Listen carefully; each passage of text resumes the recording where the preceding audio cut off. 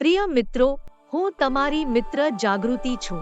મારી YouTube ચેનલમાં તમારું સ્વાગત છે. આજે આપણે માર્ગ ઉપર દરેકને સલામત રાખવા માટે મહત્વના સૂચનો જણાવીશું. ચાલો શરૂઆત કરીએ. માર્ગ સલામતી દરેકની જવાબદારી છે.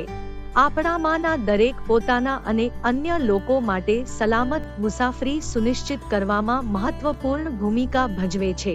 અહીં કેટલીક આવશ્યક માર્ગદર્શિકા છે.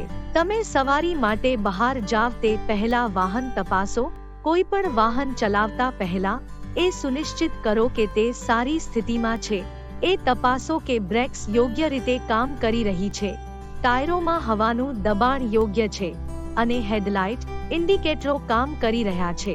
માથાની ગંભીર ઈજાથી તમારી જાતનું રક્ષણ કરવા માટે હંમેશા સલામત રીતે ચુસ્ત રીતે બાંધેલા પટ્ટાઓવાળા ISI પ્રમાણિત હેલ્મેટ પહેરો. ટ્રાફિકના સિગ્નલનું પાલન કરો.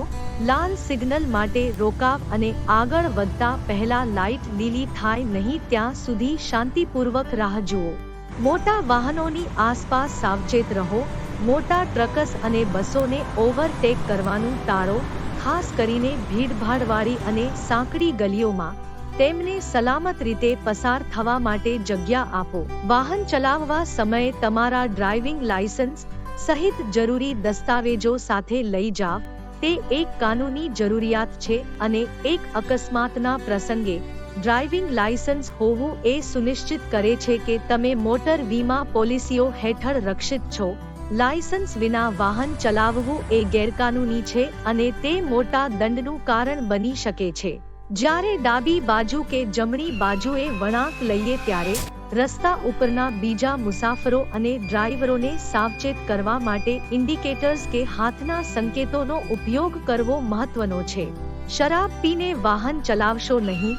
શરાબ કે નશીલા પદાર્થોના પ્રભાવ હેઠળ ક્યારેય વાહન ચલાવશો નહીં. તે નિર્ણય લેવાની પ્રક્રિયાને નુકસાન કરે છે અને અકસ્માતોનું જોખમ વધારે છે. ડ્રાઇવિંગ કરતી વખતે મોબાઈલ ફોન અથવા હેડફોનનો ઉપયોગ કરશો નહીં. વિચલિત થવાથી તમારું ધ્યાન રસ્તા પરથી હટશે અને અકસ્માતો થઈ શકે છે. એક અકસ્માતના કિસ્સામાં તાત્કાલિક એક એમ્બ્યુલન્સને મંગાવીને સલામતીને અગ્રતા આપો. માર્ગ પરિવહન અને રાજમાર્ગોના મંત્રાલયની માહિતી મુજબ ભારતમાં 2022માં માર્ગ અકસ્માતોમાં નોંધપાત્ર વધારો નોંધાયો છે. અગાઉના વર્ષની તુલનામાં આ અકસ્માતોમાં 11.9%નો વધારો નોંધાયો છે. દુર્ઘટના મૃત્યુમાં 9.4% વધારો અને 15.3% વધારો ઈજાઓમાં. આ અકસ્માતોના મુખ્ય કારણોમાં ઝડપ, બેદરકારીપૂર્ણ વાહન ચલાવવું, શરાબ પીને વાહન ચલાવવું, હેલ્મેટનો ઉપયોગ નહીં કરવો અને ટ્રાફિકના નિયમોનું પાલન નહીં કરવાનો સમાવેશ થાય છે. જવાબદાર બનો, સલામત રહો.